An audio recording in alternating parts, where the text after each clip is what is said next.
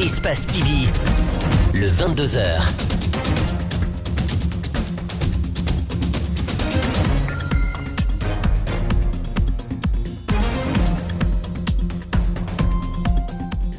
Nous sommes mercredi 14 août 2019. Bonsoir à toutes et à tous. Bienvenue dans le 22h. Au sommaire, Benny Steinment, le milliardaire franco-israélien, est poursuivi devant le tribunal correctionnel de Genève, en Suisse. Le patron de BHGR est accusé de corruption dans un dossier portant sur la concession du gisement de fer de Simandou en Guinée. Le comité de pilotage pour le procès des massacres du 28 septembre s'est réuni ce mercredi. Il était question de la formation des magistrats devant conduire ce procès et le nouveau lieu choisi pour sa tenue. Au Togo, l'érosion menace les villages côtiers. Chaque année, dans ce pays, la mer grignote plus de 2 mètres de côte et jusqu'à 10 mètres à certains endroits au littoral. C'est tout pour les titres. Bienvenue à tous dans ce journal.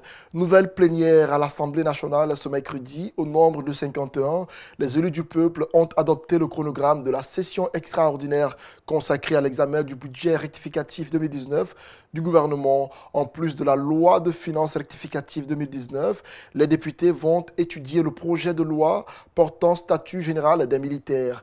Algassimou Yali Diallo et Abakar Keke Bangoura ont rencontré le député Fodé Oussou Fofana de l'UFDG. Au cours de la séance plénière de ce mercredi, les 51 députés présents à l'Assemblée nationale ont effectivement adopté à l'unanimité le chronogramme de la session extraordinaire 2019. Mais la loi sur la CENI et la charte des partis politiques ne figurent pas dans ce chronogramme. Ce député de l'opposition nous dit pourquoi. Puisque la CENI a déjà commencé à travailler sur le démembrement, nous avons trouvé que ce n'était pas utile de revenir encore et réexaminer cette loi sur la CENI. Le code électoral, vous savez que le problème aujourd'hui au niveau du code électoral, c'est que les chefs de quartier ne sont pas installés. Maintenant, la troisième proposition de loi, c'était un peu la charte des partis politiques. Mais cette charte déjà existe dans la loi. Nous avons dit tout simplement, il faut l'appliquer. Donc on s'est mis d'accord, on a adopté un chronogramme qui est conforme à l'ordre du jour qui a été annoncé par décret. Durant les travaux de cette session, il sera question pour ces députés d'examiner la loi des finances rectificatives et celle concernant l'armée. Donc nous allons examiner le projet de loi concernant le budget rectificatif. Nous allons examiner la situation de l'armée et ça s'arrête là. Donc voilà un peu ce que nous avons adopté aujourd'hui. Et ça a été discuté au niveau de la conférence des présidents et la plénière entérinée. Donc nous allons passer 2 semaines ici. 2 autres plénières sont prévues avant la clôture de la session le 4 septembre prochain.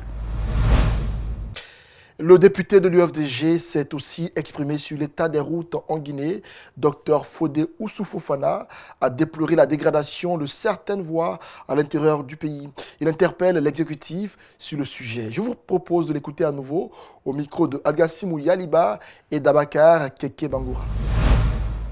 Moi j'étais à Kindia, de Kindia pour ici, croyez-moi que vous ne pouvez pas faire 80 km à l'heure. Les routes sont complètement défoncées. Si vous prenez la route de Conakry-Folkaria, vous en avez honte. Kindia, c'est la route nationale. Le problème qu'on a, c'est que le président Alpha Condé n'est pas à terre. Il est dans l'hélicoptère. Moi, je voulais inviter le président Alpha Condé. Je veux l'inviter solennellement d'accepter de monter dans un véhicule, faire le tronçon Kindia-Conakry-Kindia. Il va se rendre compte lui-même de l'état des routes. Nous avons assisté à l'enterrement de cette dame, Mama Kassouri. Ceux qui sont partis à Farmoria.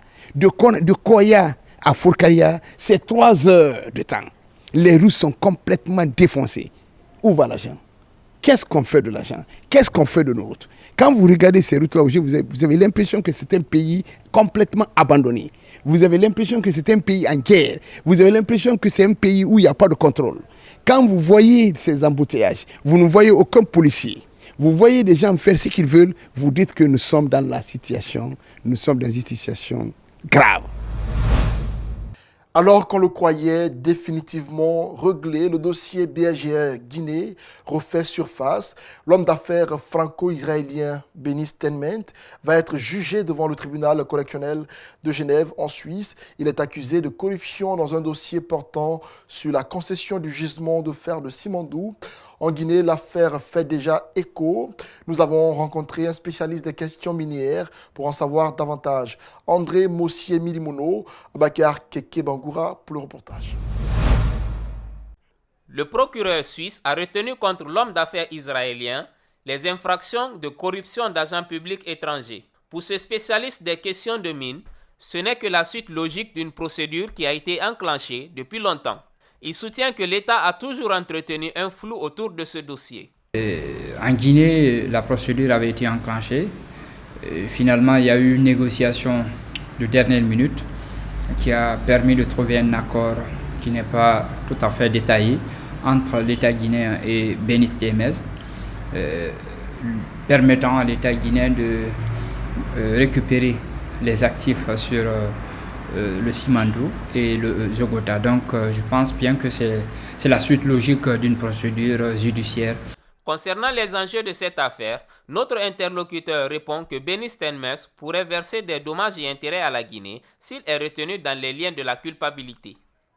Qu'est-ce qui risque d'arriver? C'est que c'est la justice internationale qui va condamner certainement, si les preuves sont palpables, Benny Steinmetz pour fait de corruption d'agents publics à l'étranger en Guinée, au préjudice de la Guinée, et eux, les pays-là vont avoir des pénalités de fortes sommes d'argent.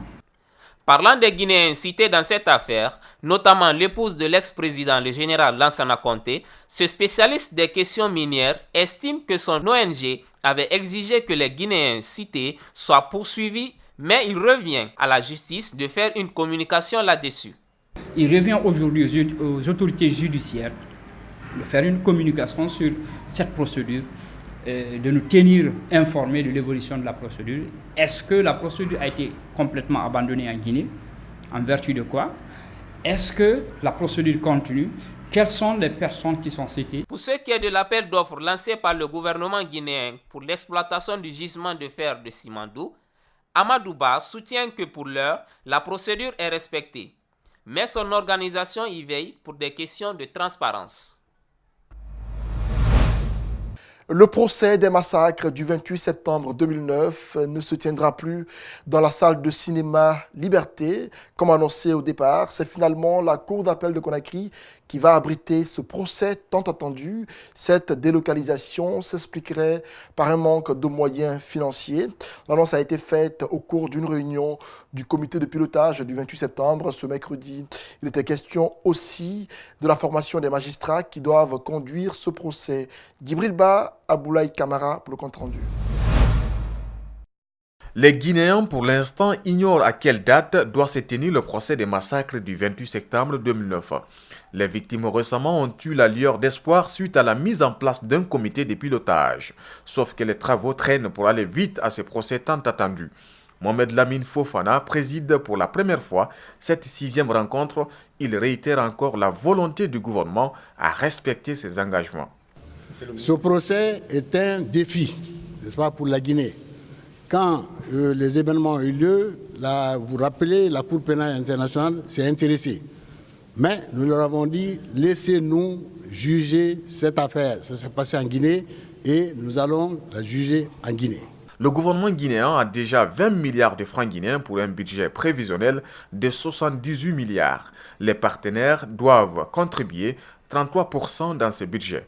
Ces derniers indiquent que tout se met en œuvre pour tenir le procès. C'est un procès qui présente une certaine sensibilité, une délicatesse pour laquelle nous avons besoin d'assurer encore un tant soit peu du renforcement de capacité de l'ensemble de l'ossature du dispositif qui va accompagner effectivement la mise en œuvre de ce procès.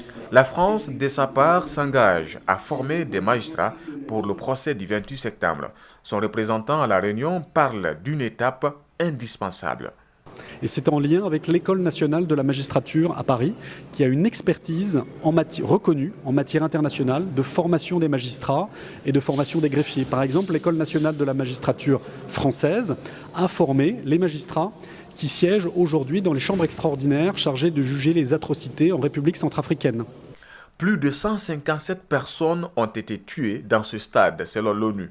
Finalement, le procès de ce massacre se tiendra à la cour d'appel de Conakry, en lieu et place du site du cinéma Liberté, dont la rénovation a été jugée coûteuse.